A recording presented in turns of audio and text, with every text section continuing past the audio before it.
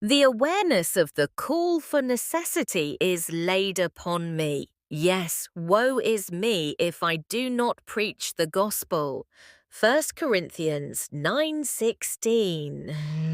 We are inclined to forget the deeply spiritual and supernatural touch of God. If you are able to tell exactly where you were when you received the call of God and can explain all about it, I question whether you have truly been called.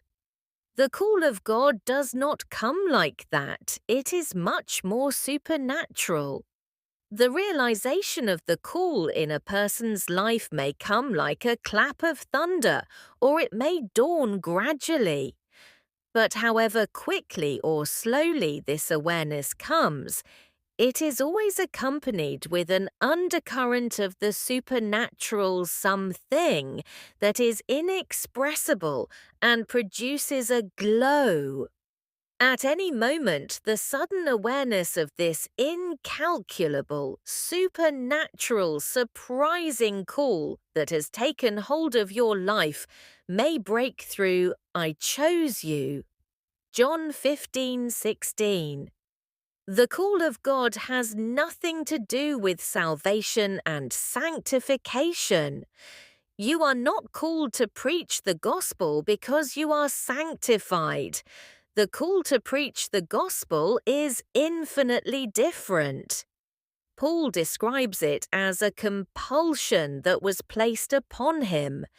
If you have ignored, and thereby removed, the great supernatural call of God in your life, take a review of your circumstances. See where you have put your own ideas of service or your particular abilities ahead of the call of God. Paul said, "Woe is me if I do not preach the gospel."